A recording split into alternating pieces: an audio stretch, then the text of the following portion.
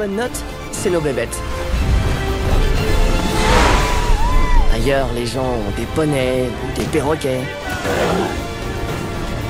Nous, on a des dragons. Eh bien, salut à vous mes amis dragonniers, c'est Benouille et on se retrouve donc aujourd'hui pour vous partager un tout nouveau documentaire dragon. Alors voici donc les résultats du sondage concernant votre choix de dragon pour cet épisode et j'avoue que j'ai été assez étonné car je ne pensais pas du tout que vous auriez choisi ce dragon et surtout avec une aussi grosse majorité. Mais c'est votre choix, alors je l'accepte et je fais donc le documentaire qui est prévu à son sujet. Je vous rappelle juste avant de commencer qu'il y a donc un nouveau sondage disponible dans la description pour vous aller choisir le prochain dragon du prochain documentaire. Vous avez l'habitude maintenant. Allez, sur ce, c'est parti. Aujourd'hui, je vous présente donc les morts grinçantes. Alors oui, vous avez remarqué, je dis bien les morts grinçantes, car ils sont toujours en groupe. C'est un dragon qui fonctionne en meute, comme les Vélocidars par exemple. Et qui dit meute dit bien évidemment qu'il y a un chef de meute.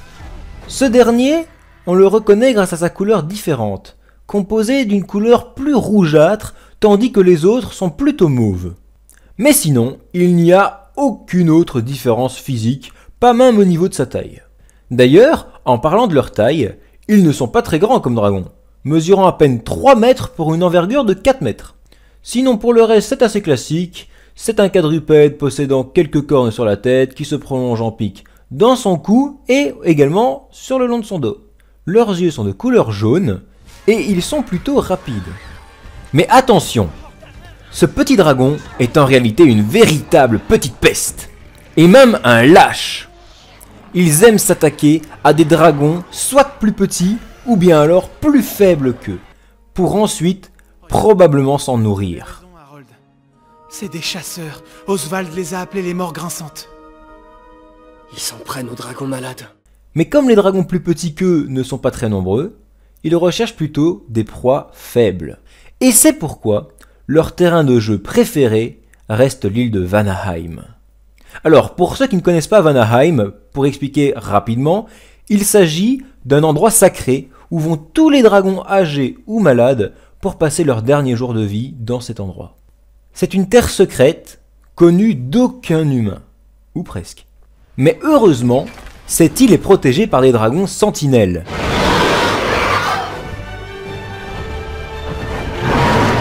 Mais je vous parlerai d'eux plus en détail dans son futur documentaire personnel.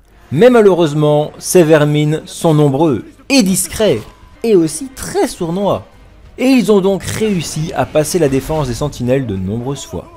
Et sur cette île, évidemment, ils sont servis en dragons affaiblis. Donc, voilà ce que je vous disais, de véritables petites pestes qui s'attaquent à des dragons sans défense. Bande de vermines volantes pourries! Après, c'est vrai que les morts grinçantes sont souvent assez maigres, souvent en manque de nourriture, ne dépassant jamais les 200 kg.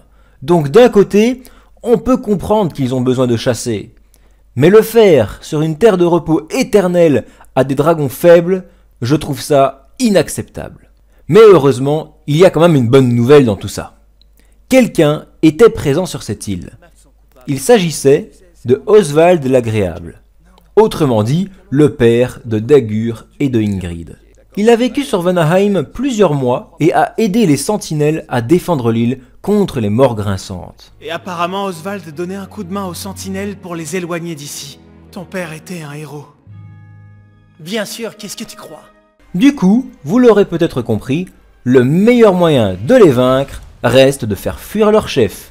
Car les morts grinçantes suivront toujours leur chef qui, je le rappelle, est distinguable grâce à sa couleur rouge. Dagur, faut viser leur chef! Je suis dessus!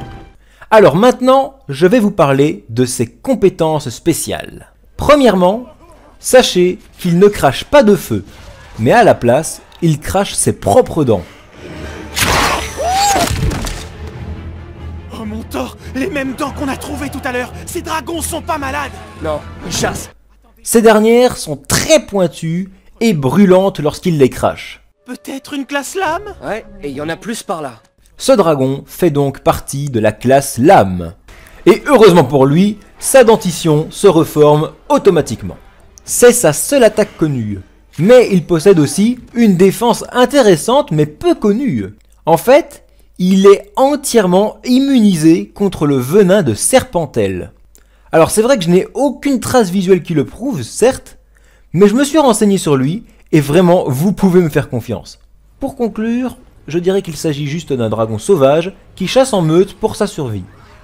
Il n'est évidemment pas dressable et leurs techniques de chasse sont, pour ma part, je trouve, atroces. Et n'oubliez pas qu'on doit une fière chandelle à Oswald qui a protégé l'île de Vanaheim de ces dragons. Et bien voilà, nous avons donc déjà fait le tour des morts grinçantes les amis, j'espère que ça vous aura plu. Rappel, le sondage pour le prochain épisode se trouve dans la description, je compte sur vous et j'espère que vous serez au rendez-vous comme d'habitude pour tous les projets à venir sur la chaîne car j'en ai encore une sacrée réserve de prévus. Pour une bataille sans victime, tu sais, j'ai trouvé ça, disons, plutôt marrant. Allez, un grand merci et je vous dis à très bientôt les amis. Ciao tout le monde. Tout ce que j'espère, c'est qu'Ingrid et toi trouverez la même paix que j'ai trouvée ici à Vanaheim. Et peut-être au Valhalla. Waouh, ça, c'était intense.